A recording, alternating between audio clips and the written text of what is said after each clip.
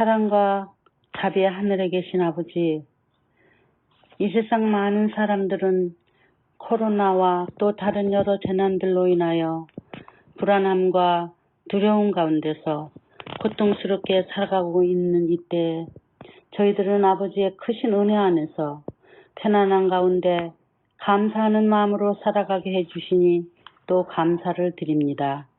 해마다 모이는 동부야영에 모이지도 못하고 만나지는 못해도 아버지의 섭리로 찬양과 기도와 말씀으로 서로 연합할 수 있도록 도와주심에 감사합니다. 이 모든 일들을 계획하시고 준비해 주신 모든 분들께 하나님의 축복하심과 성령 충만함이 함께하여 주시길 우리를 죄에서 구원하여 주신 예수 그리스도의 이름으로 간절히 기도하옵나이다. 아멘. 주님을 찬송하면서 할렐루야 할렐루야 내 앞길로 가여도 나 주님만 따라가리.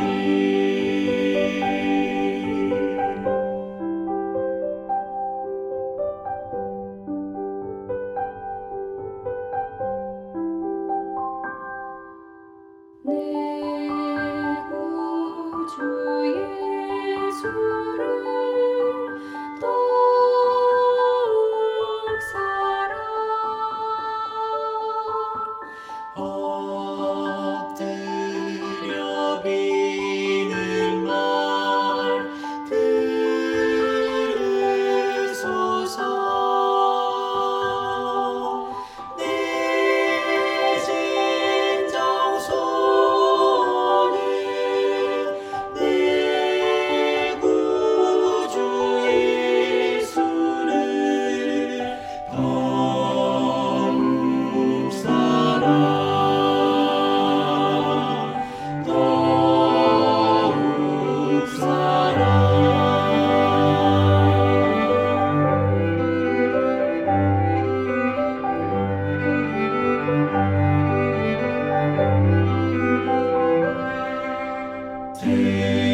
세상의 쾌락이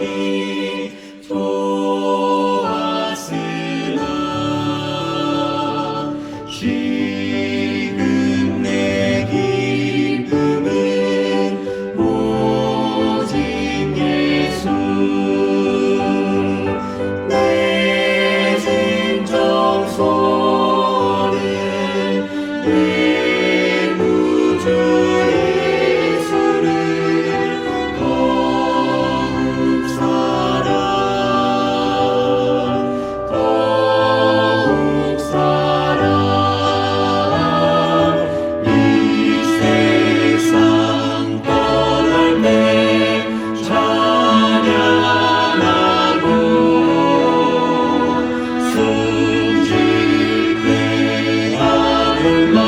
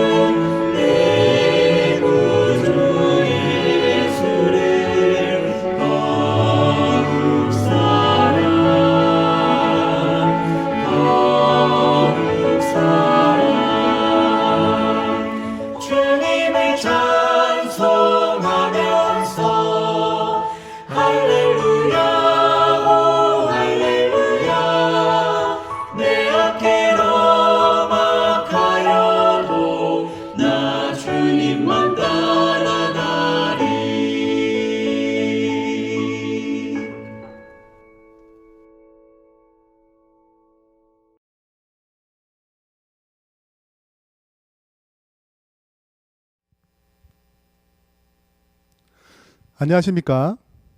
중동부 야영에 오신 성도님 여러분 진심으로 환영합니다. 예수님을 따르는 제자의 삶이라는 제목으로 한 주간 하나님의 말씀을 증거하고자 합니다. 오늘 첫째 날입니다. 제자의 삶, 훈련하는 삶이라는 제목으로 하나님의 말씀을 증거하겠습니다. 부제로는 JDTS 제자훈련 소개가 되겠습니다. 지금 보시는 사진은 무엇일까요? 여기 안상홍 님이 등장하고 하늘 어머니를 찬양하라는 말도 있습니다. 네, 하나님 교회 사진입니다. 하나님 교회는 1964년에 안상홍 씨로 의해서 시작했습니다. 저희 재림교회에서 나갔기 때문에 안식일도 지켜요. 1981년 신문에 의하면 전국에 13개의 교회가 있다고 얘기합니다. 그로부터 30년 정도 지났어요. 지금은 몇 개 정도 있을까요? 13개밖에 안 돼가지고 소문도 안 나고 별 볼일 없다고 생각했는데 지금은 우리 한국에만 400여 개의 교회가 있고 175개국에 선교를 했습니다.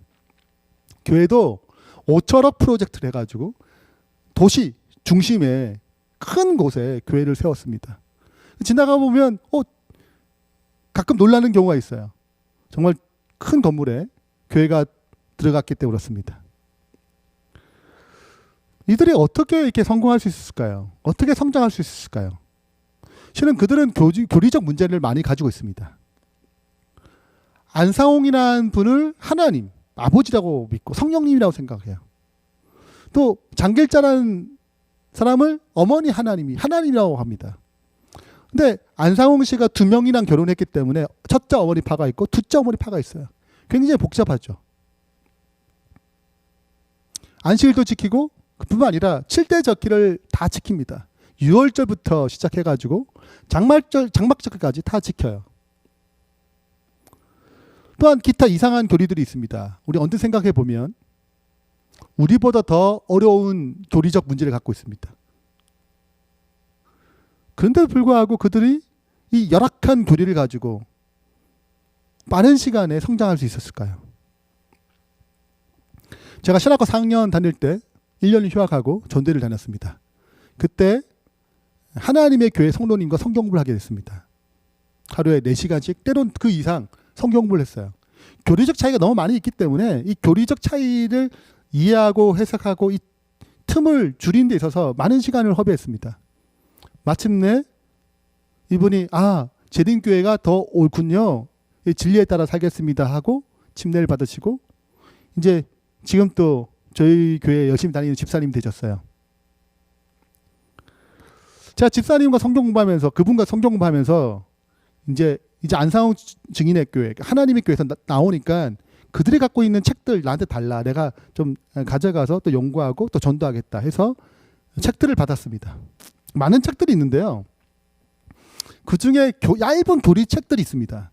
제가 그 책을 딱 봤더니 목사에게 배우는 것뿐만 아니고 평신도들에게 성경 공부를 배우도록 되어 있습니다.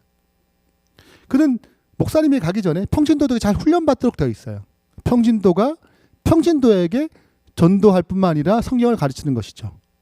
우리 교회는 대부분 몇 사람을 제외하고는 대부분 여집사님이 누굴 전도하거나 어떤 집사님이 성경을 전도를 하게 되면 성경 공부는 목회자에게 찾아옵니다. 이런 방식이 얼마나 효과적일까요? 벌써 목회자에게 데려온 것 자체가 부담이 있습니다. 목회자가 800명 정도 돼요. 한국에서는요. 그러면 10명씩 전도한다고 할 때 기껏해야 800명밖에 되지 않습니다.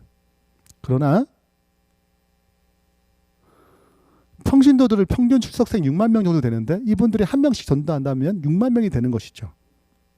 평신도가 훈련하여 평신도가 선교하고 전도를 하고 성경을 가르친다면 훨씬 더 많은 사람들이 복음을 영접하고 교회 안으로 들어오게 됩니다. 즉, 이 문제는 진리의 문제가 아니에요. 즉, 훈련의 문제입니다. 평신도를 잘 훈련시켰기 때문에 그들이 잘못된 교리를 갖고 있다 하더라도 성장하고 복음을 증가하는 더 효과적인 방식을 갖추고 있는 것이지요. 지금까지 설교와 모든 설교가 많은 헌신적인 일꾼들을 양성시키지 못한 것이 분명한 사실이다. 설교가 한계가 있어요. 설교가 굉장히 중요합니다. 그러나 설교에 한계점이 있죠. 일꾼들을 많이 양성하지 못한다는 것입니다. 특별한 사람만 설교 듣고 감동받아가지고 스스로 훈련을 합니다. 그러나 대다수는 그렇지 못해요. 그렇기 때문에 이 문제는 가장 중대한 결과를 내포하고 있는 것을 생각해야 한다. 즉 설교 중심적인 사역은 미래를 위험하게 만듭니다. 그들 훈련시키지 못하는 것이죠. 우리들의 영원한 장래가 위험에 처해 있다. 모든 신자들이 그들의 빛을 활용하도록 주께서 주신 교훈에 따라서 조심성 있게 훈련해야 한다. 모든 성도가 훈련이 필요하다는 얘기하는 것입니다. 세상에 중요한 일치고 훈련 없이 되는 일이 하나도 없다. 달라스 윌라드 영성 분야의 최고 석학인 그는 제자 훈련에 대해서 얘기하면서 세상에 중요한 모든 일에는 훈련이 필요하다. 요리사도 그냥 되지 않아요. 쓸기도 잘해야 되고 맛도 잘 내야 되고 그는 그냥 한 번에 되는 것이 아니라 많은 훈련을 통해서 얻어진 결과입니다. 전문 의사가 되는 것은 그냥 되는 게 아니에요. 많은 훈련을 통해서 얻어진 결과들입니다. 중요한 일치고 훈련 없이 되는 일이 하나도 없습니다.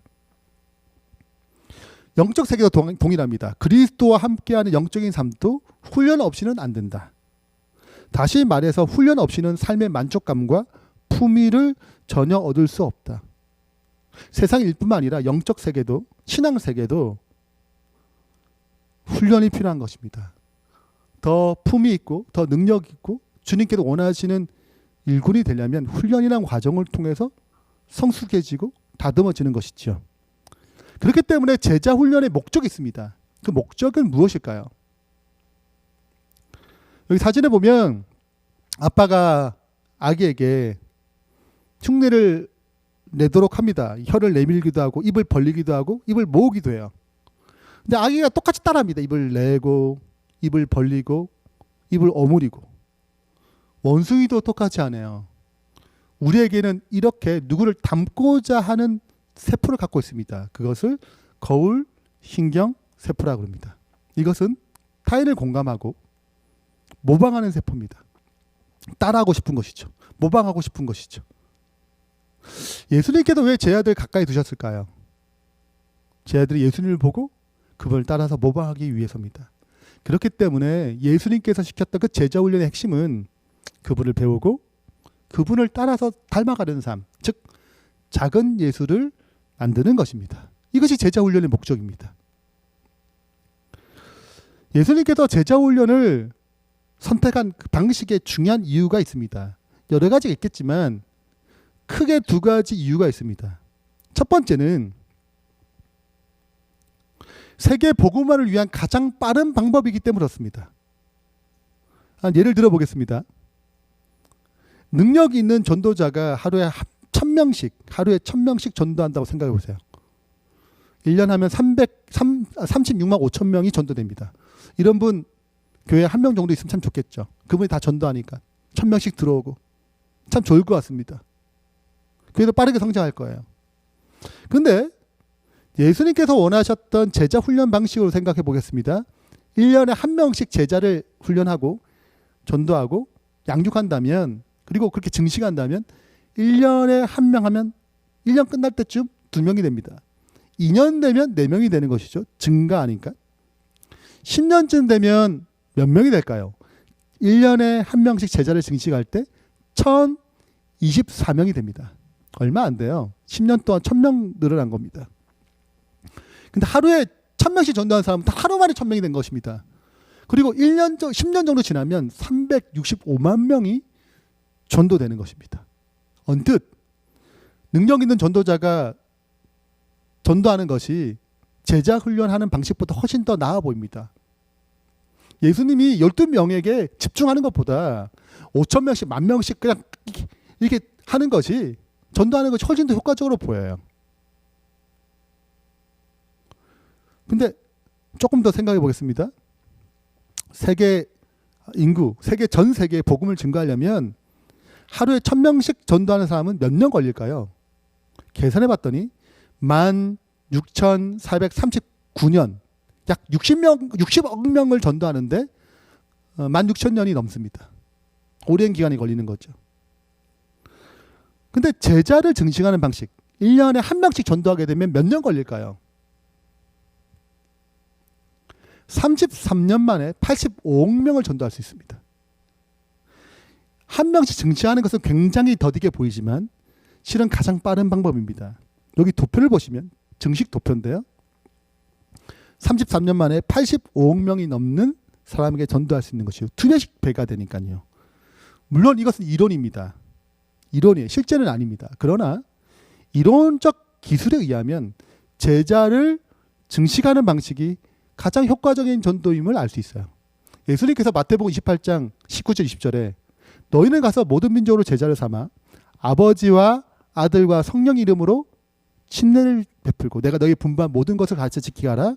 볼지어다 내가 세상 끝날까지 너희와 항상 함께 있으리라 하시니라. 자, 보시면 예수님께서 모든 민족으로 제자를 삼으라고 했어요. 예수님은 제자를 증식하는 방식, 그리고 그들을 침례를 주고 가르치는 방식으로 선교하라고 얘기했습니다. 이것이 가장 빠른 선교 방식이기 때문에요.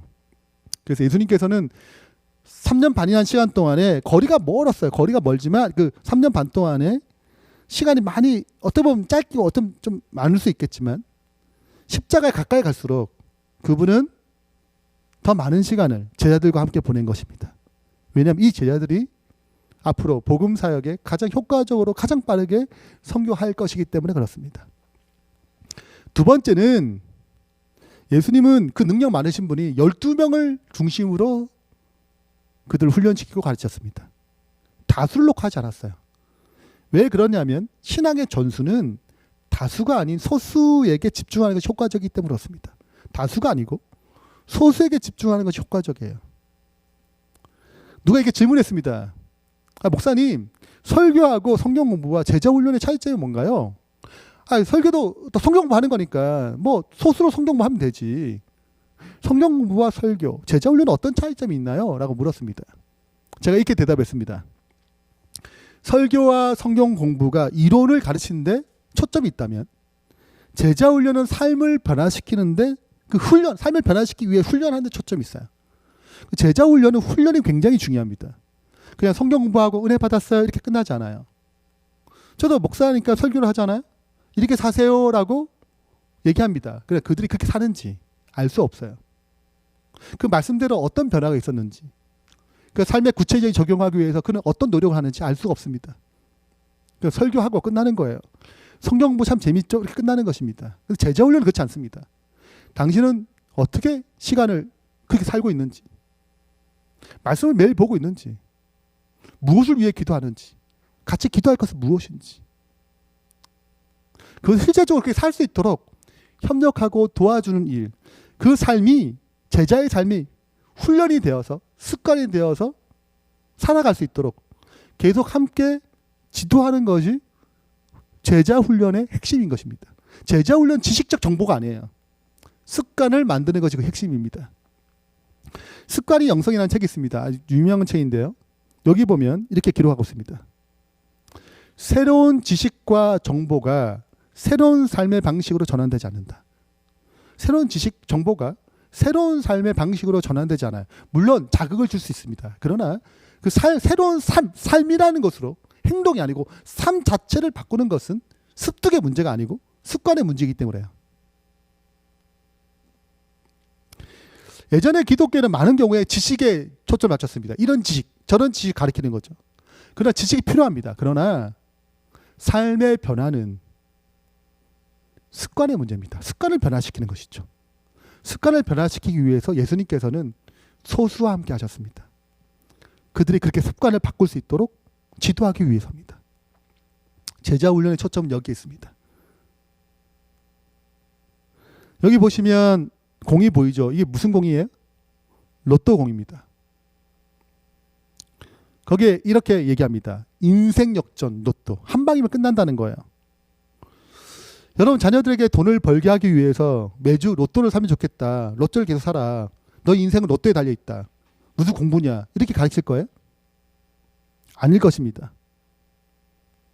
매일 꾸준히 공부를 열심히 하고 또 적당한 필요에 적합한 직장을 구하고 자신의 재능을 살려서 열심히 살라고 얘기할 거예요.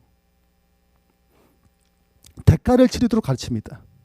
신앙도 이와 같습니다. 성령이 한 번에 오시면 막 인생이 바뀌고 성령이 막 역사하셔가지고 습관이 바뀌고 이렇지 않아요. 성령이 임하시면 행동이 바뀝니다. 생각이 바뀌죠. 그리고 습관을 갖도록 인도합니다. 성령님의 역사는 우리의 생각과 행동을 바꾸어서 습관이 되도록, 거룩한 습관이 형성될 수 있도록 지도하시는 분이세요. 그래서 종종 신앙을 로또처럼 생각하는 분이 있습니다. 한번 어떤 성령이 역사하시면, 성령 충만이 임하면 뭔가 인생이 변화될 것이다. 물론 어떤 한 번의 어떤 그런 경험이 필요합니다. 그럴 수 있어요. 거듭남의 경험이 필요합니다. 그런 어떤 전환점이 필요해요. 그러나 그 전환점으로 끝나지 않습니다. 지속적으로 그런 습관이 이루어지는 것이 성화의 과정인 것이죠. 그래서 우리가 성숙하려면 단방에 한방에 인생 역전, 이것이 신앙 가운데 들어가 있지 않습니다. 신앙은 지속적인 습관에 의해서 형성됩니다. 품성은 행위의 반복으로서 그 행위가 습관화되어 선악간에 형성되는 것을 말한다. 품성은 행동의 반복입니다. 습관이 형성돼서 품성이 형성되는 것입니다. 제가 초등학교 6학년 때 젓가락질을 제대로 배웠습니다. 그 전까지는 젓가락질은 엉망이었어요. 근데 먹는데 아무런 어려움이 없었습니다. 엄마 아빠처럼 아버지 어머니처럼 젓갈질 하지 않아도 저는 잘 먹었어요. 하루는 형이 한삼, 전 집이 부산이고 형은 이게 한삼 서울에 있었는데 부산 지방에 내려와서 방학 때 내려와서 저한테 얘기합니다. 이제 한국 삼겹 가고 싶지? 네, 형. 그랬더니 젓갈질 그렇게 하면 안 된대요. 근데 그 여러분 젓갈질 바꾸기 굉장히 어렵습니다. 오랫동안 습관을 갖췄기 때문에 그것을 바꾸는 게 어려웠어요. 근데 그렇게 되면 왕따 당한다 그러니까 전 나름대로 진짜 그게 줄 알고 그런 줄 알고 열심히 젓갈질을 바꿔놨어요. 처음엔 되게 힘들었습니다. 그러나 지금은 예전처럼 돌아가는 게 어려워요. 예전에 어떻게 그렇게 젓갈질을 하는지 잘 모르겠습니다. 신앙도 동일한 거룩한 행동들을 반복함으로 습관을 갖출 때 다시 돌아가기 어려운 것입니다.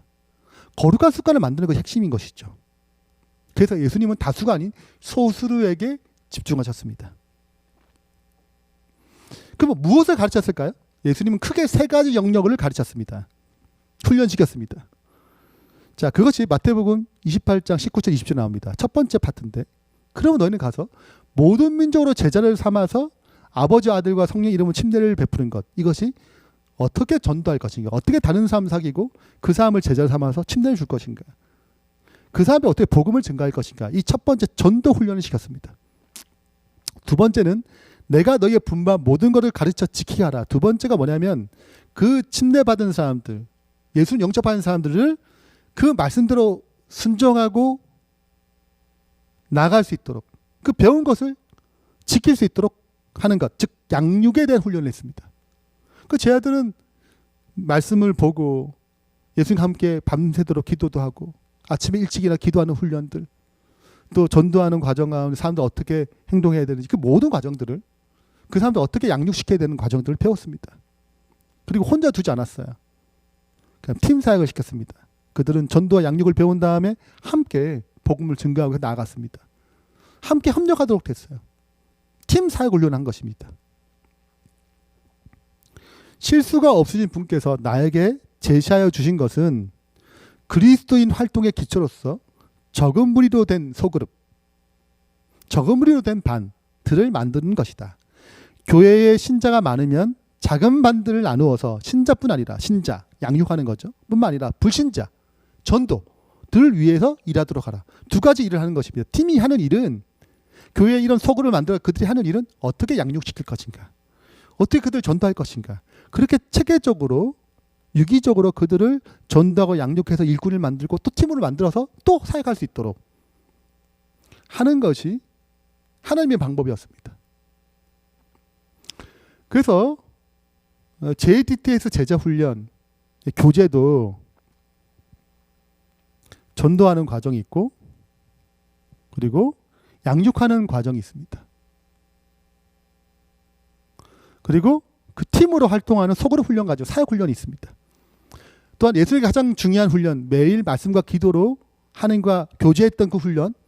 그래서 우리는 매일 말씀을 보고 규칙적으로 신앙생활할 수 있도록 말씀 묵상 월간지도 만들어요. 이렇게 예수님을 닮아서 실제적으로 이런 훈련을 통하여 많은 분들이 변화를 경험하고 훈련하고 또 살아가고 있습니다. 그러면 이게 뭔가? JTT 제자훈련이 무엇인가? 생소한 분도 계실 것이고 이미 한번 들으신 분도 계시고 어떤 분들은 이 훈련에 참여하신 분들도 있을 거라 생각됩니다. 저는 서정앞에 목회자입니다. 2002년에 이제 시작해서 2003년에 한 교회의 담임 목회자가 됐습니다. 제가 제자훈련을 하면서 이제 느낀 것이 뭐냐면 제가 이 서정앞회에 오게 된 것도 제자훈련의 목적으로 왔어요. 근데 그 당시 때 제자훈련이란 어떤 것이었는가? 전도, 어떻게 전도할 것인가, 어떻게 성경일을 만들 것인가, 그게 다였어요. 맞아, 제자훈련은 성경일을 만든 거 맞지만 어떻게 전도할 방법뿐만 아니라 어떻게 그 사람 양육할 것인지 가르쳐야 되는데 우리 재림교회에서는 그 당시에 제자훈련하면 대부분 변증법, 대부분 어떻게 안식일, 맞냐 안 맞냐, 영혼분리 맞냐 안 맞냐, 하나님 계시냐 안 계시냐, 이런 것만 가르친 것이죠. 변증법이 굉장히 많이 발달됐습니다. 어떻게 기도하고 어떻게 신앙생활하고 어떻게 훈련받는지, 어떻게 그게 살아야 되는지, 어떻게 복음으로 내 삶을 녹여내는 것인지 그것을 듣고 훈련하는 과정들은 잘 배우지 못했어요. 저도 담임을 하다 보니까 저도 제자훈련에 대한 개념이 깨졌습니다. 아, 전도한 것뿐만 아니고 양육할 수 있도록 두 개 다 갖춰야 되는 거구나. 이런 것들을 이제 배우면서 2015년 드디어 세 분, 저와 함께 두 분의, 지금 장로님이신데 두 분의 집사님과 제자훈련을 처음으로 시작했습니다. 그때는 교재가 완성되지 않았고 그냥 그때마다 필요한 재료를 줘서 같이 훈련을 했어요. 2015년 10월 28일 제자훈련 시작했고 여기 김인수 장로님이신데 이 장로님께서 나도 제자훈련을 해야겠다 하시고 이제 같이 제자훈련을 하신 그 팀 중에 여기는 아내거든요. 박윤영 집사님께 근데 또 가르쳤습니다. 그럼 제자훈련의 가장 중요한 것은 전수가 돼야 돼요. 제자가 제자를 낳아야 되거든요. 그래서 이게 제자훈련하고 박윤영 집사님이 나도 누굴 낳아야겠다 해서 같은 교회 한 집사님에게 제자훈련 시켰습니다. 집사님도 너무 좋은 거예요. 그래서 집사님이 또 몇 분과 함께 제자훈련 시작했습니다. 특별히 여기 하객교회 집사님인데요. 이 집사님께서 자기네 교회 또 가가지고 너무 좋다. 제자훈련 같이 하자. 그래서 또 하객교회 집사님 장로님과 함께 제자훈련 시작했습니다. 이게 이제 5대 6대예요. 자, 이 하객교회 또 한 집사님이 나도 가르치겠다 해서 이제 거리가 있으니까 이제 온라인 줌이나 이런 이 온라인 화상 통화로 남원주 교회 또 수원 새하늘교회 이렇게 해서 또 연결이 됐어요. 이게 6대 7대입니다. 또 이 집사님이 나만 할 수 없다 그래서 또 가까운 지인들과 함께 제자훈련했어요. 그래서 7대 8대 이렇게 흘러가는 것입니다. 뭐가 되는 거? 전수가 되는 것이죠. 그리고 좋으니까 하겠죠. 자기도 변화가 됐으니까 또 가르치지 않겠어요? 이런 역사가 일어나는 것입니다. 이렇게 해서 10대 이상 이렇게 흘러갔어요. 제가 목회자들과 이제 제자훈련을 동일하게 했었는데 한 목사님과 함께 제자훈련했습니다. 이 목사님께서 자기네 교회 이제 막 침례받으신 신앙이 얼마 되지 않으신 분과 전도법 또 전도에 관련된 교육을 했습니다. 이분이 그 듣고 나도 우리 아내에게 해야겠다. 아내가 안 믿어요. 나도 아내에게 해야겠다 해서 아내에게 자기가 직접 성경 가르쳤습니다. 이 JDT 제자훈련 교재는 티칭이 아니고 같이 읽으면서 하는 방식이에요. 그러니까 리더가 필요하지, 이끌어 가시는 분이 필요하지 얼마나 잘 말을 잘하고 얼마나 많은 지식이 있냐 이것이 필요하지는 않습니다. 그래서 쉽게 전수가 되는 것이에요. 그래서 아내가 이렇게 침례를 받았습니다. 전도가 되는 거예요. 또 제자훈련 받으신 한 분께서 삼육대학의 한 청년을 피자를 사주고 맛있는 걸 먹이면서 성경을 시작했습니다. 마침내 침례를 받았어요. 목회자에게 손을 간 게 아니죠. 목회자를 통해서 선교된 것이 아니라 자기가 직접 성경을 가르치고 복음을 증거하고 그분이 변화가 된 것입니다. 이렇게 해서 5년이 지났습니다. 만 5년. 어떻게 됐을까요? 제자훈련 증식의 방식들에게 많은 변화가 있었을까요? 원래 대한민국, 한국 하나밖에 없었는데 지금 13개국에 이것이 펴져져 있습니다. 그때는 두 개밖에 없었는데 지금은 365개의 교회에 이게 펴져져 있어요. 그리고 우리가 이제 밴드에 가입해서 그들을 이제 지도하고 그들 계속 그렇게 말씀 묵상하고 또 제자를 계속 삼을 수 있도록 이끌어가는데 거기에 그런 일에 헌신하겠다는 분들이 1687명이나 있습니다. 그리고 전수가 10대까지 갔어요. 네. 제자가 제자를 낳은 것이죠. 그리고 참 감사하게도 이 한국어밖에 없었는데 영어로 번역되고 영어로 번역된 것을 다시 몽골어는 이미 나왔습니다. 그리고 중국 연합회에서 이것을 받아가지고 번역에 들어갔습니다. 파키스탄도 준비 중이에요. 이거는 인간의 힘으로 하는 것이 아니죠. 하나님의 역사와 하나님의 인도하심으로 되는 것입니다. 중요한 것은 그분의 방식, 제자 훈련의 방식이 예수님의 방식이 복음 증거에 가장 효과적이고 가장 중요한 또 사람에게 영향력을 깊이 끼칠 수 있는 방법이라는 것입니다. 한 사람이 5,000명 또는 어떤 분들은 제자 훈련할 때 설교 시간에 제자 훈련하겠다고 하시는 분들이 있어요. 그건 제자 훈련이 아니에요. 제자 훈련은 삶을 다뤄야 되거든요. 그 사람이 어떤 기도를 하고 있는지, 어떤 고민을 하고 있는지, 과연 묵상 기도를 계속 하고 있는지 이런 것들 함께 다루어 가야 되는데 그냥 설교하고 이렇게 살아야 돼요. 이건 제자 훈련이 아니에요. 근데 많은 분들이 이렇게 제자 훈련을 하는 분들이 꽤 있습니다. 이것은 그리스도의 방식이 아닙니다. 그분 소수를 데리고 설교하셨어요. 설교가 필요합니다. 그러나 그분 소수를 데리고 그들을 삶을 다루었어요. 그래서 소수가 필요한 것입니다. 저희 JDTS 제자훈련도 리더 한 명에 4명 이상을 잘 받지 않습니다. 보통 2명, 3명 같이 제자훈련을 해요. 왜냐하면 소수를 할 때, 소수와 함께 성경 공부를 할 때, 소수와 함께 삶을 나눌 때 가장 잘 훈련받기 때문에 그렇습니다. 예수님처럼이라는 맥스 루카이도의 책이 있습니다. 여기 보면 이렇게 중요한 글이 있어요.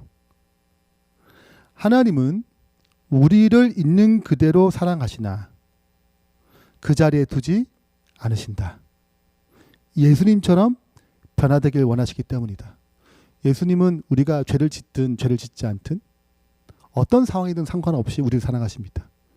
그분의 햇살이 잘 믿든 믿지 않든 그분을 거역하는 사람이든 그분의 햇살이 동일하게 비춰지는 것처럼 비가 동일하게 비춰지는 것처럼 그분은 죄인을 덜 사랑하고 의인을 더 사랑하거나 죄인을 더 많이 사랑하고 죄인을 덜 사랑하지 않습니다. 그럼 한결같이 사랑하세요. 그러나 나 이렇게 사랑하는구나, 내게 죄를 지어도 괜찮아, 이렇게 두지 않는다는 거예요. 너무 사랑하기 때문에 그 자리에 두지 아니하고 우리를 그분처럼 변화시키고 인도하십니다. 이 과정에 제자 훈련이라는 것은 의미가 있는 것이죠. 여러분의 삶은 어떤 훈련을 받고 계시나요? 지금 예수님께 어떻게 다듬어 가고 계시나요? 우리의 삶이 예수님의 제자로 부르심을 받고 제자이기 때문에 훈련받는 그런 주님의 백성이 되길 바랍니다. 결론을 맺겠습니다. 오늘은 제자의 삶, 훈련하는 삶에 대해 살펴봤습니다. 그리고 JDT에서 제자 훈련을 잠깐 소개했어요. 오늘 오후부터 제자 훈련 부스가 시작됩니다. 원하시는 분들은 꼭 참석하셔서 어떻게 이게 실제적으로 어떻게 진행되는지, 어떻게 변화를 일어나고 어떻게 훈련받는지 실제 참석해 보시면 많은 것들을 배울 수 있으리라 생각됩니다. 제자 훈련에 대한 여러 가지 책들이 참 많습니다. 그래서 자기에 맞는지 안 맞는지 또 확인도 해보시고 또 이것이 맞다면 함께 이 사역에 헌신함으로 제자가 제자를 낳고 예수님처럼 이 훈련을 통하여 그분처럼 변화되는 또 복음을 효과적으로 증가할 수 있는 귀한 백성 되길 바랍니다. 제자 훈련의 첫 번째 목적은 작은 예수를 만드는 것입니다. 누구를 닮아가는 것이 아니고 예수님을 닮아가는 것입니다. 두 번째는 예수님께서 제자 훈련을 선택하신 이유가 있습니다. 그것은 가장 효과적인 선교 방법이에요. 가장 빠른 선교 방법이기 때문에 그렇습니다. 두 번째는 신앙 정수를 다수로 하기에는 어렵습니다. 소수가 효과적이기 때문에 그분은 12명 데리고 같이 하셨어요. 더 특별한 훈련은 3명만 데리고 들어가셨습니다. 베드로, 야고보, 요한. 더 특별한 훈련에는 그들을 데리고 들어가셨어요. 그런 것처럼 그분의 훈련은 소수가 효과적인 것을 증명하고 있습니다. 그는 무엇을 훈련시켰는가? 3가지가 있습니다. 그는 어떻게 전도하는지, 어떻게 그 사람을 양육시킬 것인지, 또 어떻게 함께 팀을 이루어서 효과적으로 복음을 증가할 것인지 이것을 가르쳤어요. 그 제디트 제자훈련도 이 3가지를 가르칩니다. 끝으로 제자가 되기 위해서가 아니고 제자이기 때문에 훈련받는 것입니다. 우리 삶 가운데 그런 훈련이 받는 결심이 일어나는 신실한 백성 되길 바라면서 말씀 마치겠습니다.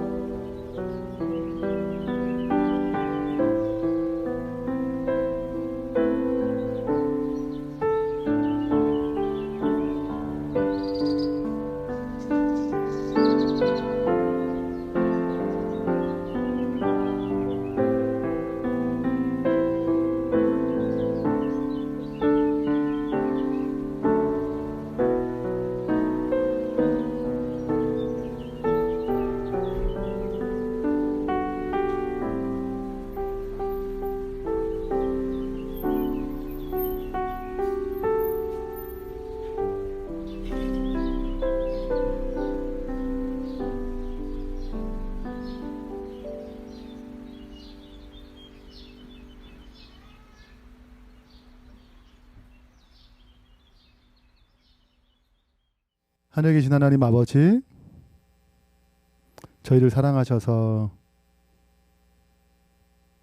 아들 예수 그리스도를 우리에게 허락해 주시고 예수님을 닮아갈 수 있는 가장 큰 길을 허락하심을 감사합니다.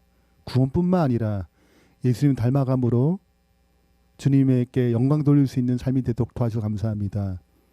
우리가 주님을 더 닮기 위하여 거저 얻을 수 있는 삶이 아니고 주님을 닮아가기 위하여 자아를 깨뜨리고 주님의 뜻에 순종하는 거룩한 삶으로 변화되는 습관이 필요하오니 아버지 주님을 닮아갈 수 있도록 내 삶을 훈련시키는데 나태하지 않도록 인도해 주시고 그 훈련을 통하여 그 습관을 통하여 아름다운 성품으로 영광 돌리는 주의 귀한 백성 될 수 있도록 축복해 주시옵소서. 예수 그리스도 이름으로 축원하며 기도합니다. 아멘.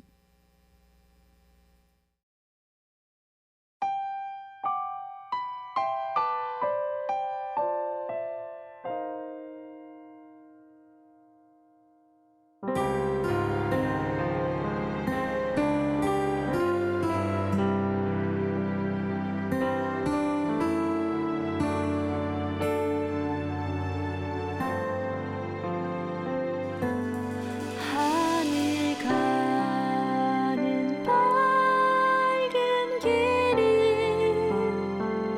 내 앞에 있으니 슬픈 일을 많이 보고 늘 고생하여도 내가 걱정하는 일이 세상에 많으니 속에 근심 밖에 걱정 늘 시험하여도 하늘 영광 밝음이 어둠들을 헤치니 예수 공로 의지하여 항상 비추고도다.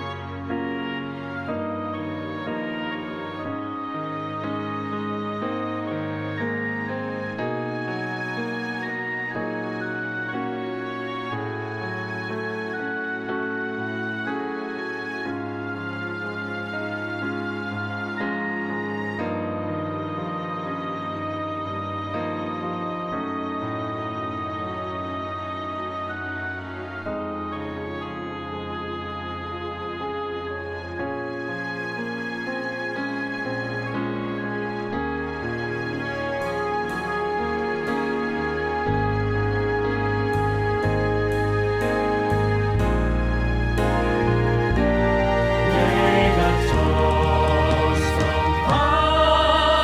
바라보고 가까이 왔으니 아버지의 영광집에 가실만 있도다. 나는 부족하여도 영접하실 터이니 영광 나라 계신 그